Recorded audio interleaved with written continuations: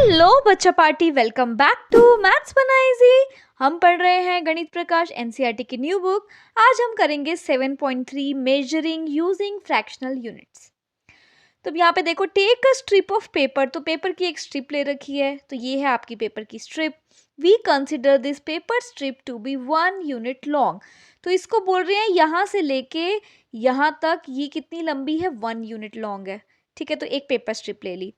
Fold the strip into 2 equal parts and then open up the strip again. अब यहाँ पे एकदम centre से इसको फोल्ड कर दिया, फोल्ड करके इसको फिर से ओपन किया, तो हमें यहाँ पे एक सेंटर में एक लाइन दिखेगी। यहाँ पे पेपर को फोल्ड करते हैं तो बीच में एक लाइन दिखती है, वही लाइन यहाँ पे दिखेगी।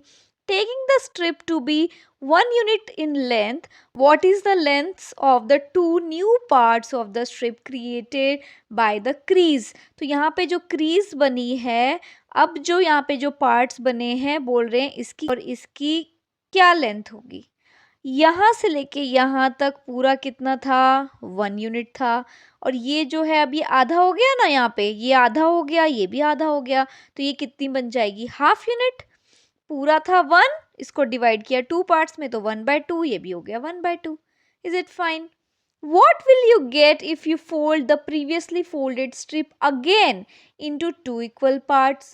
तो अब क्या किया था, पहले यहाँ से फोल्डेड थी स्ट्रिप, इतनी फोल्डेड थी, अब यहाँ पे भी फोल्ड कर दी, इधर भी फोल्ड कर दी, वो फोल्डेड को एक बार और फोल्ड कर दिया। आप करके देखना, ठीक है। अब हमें क्या मिल रहा है, अब ये पूरा किस में डिवाइड हो गया, ये 4 इक्वल पार्ट्स में डिवाइड हो गया। सो ये 1/4 हो गया, ये भी 1/4 हो गया, ये भी 1/4 हो गया, एंड ये भी 1/4 हो गया। सो इतना पार्ट क्या है, 1/4। ये और ये मिला के क्या हुआ, 2 टाइम्स 1/4। 2 टाइम्स 1/4 का क्या मतलब हो गया, 2 इंटू 1/4। मतलब जब यहाँ पे फ्रैक्शंस में मल्टीप्लीकेशन होता है ना, ऐसे 2 इंटू 1/4, तो ये ऊपर वाला जो न्यूमरेटर होता है उसी से मल्टीप्लाई होता है। सो 2 इंटू 1 इज 2/4, तो ये आपका हो गया 2/4। नेक्स्ट, यहाँ से लेके यहाँ तक कितना हो गया, ये हो गया 3 टाइम्स 1/4। सो 3 टाइम्स 1/4 अगेन हम कैसे लिखेंगे, 3 into 1/4। So 3 into 1 is 3 and divided bye 4। ये हो गया 3 टाइम्स 1/4। पूरा यहाँ से लेके यहाँ तक कितना हो गया, 4 टाइम्स 1/4। 4 टाइम्स 1/4 मतलब 4 इंटू 1/4। 4 इंटू 1 इज 4 एंड 4 नीचे आ जाएगा। सो आपका आ गया 4/4। ठीक है, do it once more and fill in the blank boxes. अब हमें क्या करना है, यहाँ से फिर से एक एक बार फोल्ड करना है ये जो सेंटर है। अब यहाँ से आप फोल्ड करोगे तो फिर से हमें क्या मिल जाएगा, 1/8 मिल जाएगा। ये 1/4 था, इसको फिर से हमने फोल्ड कर दिया, तो ये क्या हो जाएगा, 1/8। तो चलो फिल करते हैं। तो अब देखो, पूरी 1 यूनिट थी, यहाँ से लेके यहाँ तक 1 यूनिट थी, कितने पार्ट्स में डिवाइड हुई, 1 2 3 4 5 6 7 8, 8 पार्ट्स में डिवाइड हुई। तो एक यूनिट कितनी होगी, एक यूनिट होगी 1/8। 2 यूनिट्स कितनी होंगी, 2 टाइम्स 1/8। 2 टाइम्स 1/8 हो जाएगी ना, तो इसको कैसे लिखेंगे, 2 times 1/8, 2 into 1/8। So 2 into 1 is 2/8। ठीक है, देन यहां से लेके यहां तक कितनी हो गई, 3 हो गई। सो 3 टाइम्स 1/8 हो गई, ये 3 बार 1/8 हो गई। सो 3 into 1/8। So 3 into 1 is 3 and नीचे आ गया 8। Is it fine? देन यहां से यहां तक मतलब इतनी, ये कितनी हो गई, 4 टाइम्स 1/8। 4 टाइम्स 1/8 का मतलब 4 into 1/8। So 4 into 1 is 4 and नीचे आ गया 8। नेक्स्ट, अब यहां से यहां तक कितनी हो गई, 5 टाइम्स 1/8, यहां से लेके यहां तक 5 times 1/8। So this is 5 times 1/8। इसको कैसे लिखेंगे, 5 into 1/8 which is equal to 5 into 1 is 5 and divided by 8 आ गया। नेक्स्ट, यहां से लेके यहां तक, सो यहां से लेके यहां तक मतलब 6 तक जा रहे हैं। सो 6 टाइम्स 1/8। सो 6 टाइम्स 1/8 हो गया, इसको कैसे लिखेंगे? 6 into 1/8, 6 into 1 is 6 divided by 8।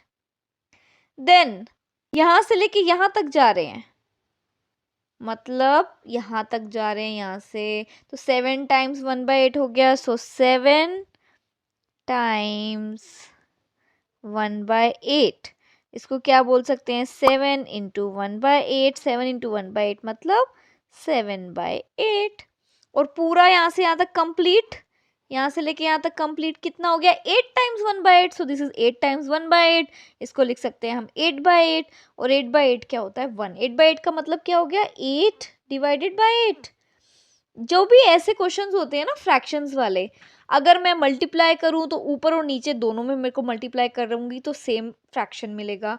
Divide करना है तो ऊपर और नीचे सेम नंबर से डिवाइड करेंगे तो सेम ही वो मिलेगा। तो 8 divided by 8 is 1, 8 divided by 8 is 1, so answer आ गया आपका 1। सो 8/8 इज 1, और ये कंप्लीट यूनिट भी तो क्या थी? 1 यूनिट थी ना, तो हमारा करेक्ट आंसर आ रहा है। ठीक है। Fractional quantities can be measured using fractional units. Let us look at another example. अब एक और एग्जाम्पल ले रहे हैं। Represents a whole रोटी, तो एक फुल रोटी को कैसे हमने डिवाइड किया है? सेम ही चीज़ करके देख रहे हैं, अलग टाइप से। देखो, अब ये हाफ रोटी हुई, so half, so 1 times half हो गया। हाफ हाफ की 2 ली, तो half plus half, so 2 times half हो गया। अब हाफ हाफ की 3 ली, 1 2 3, so half plus half plus half, so 3 times half हो गया।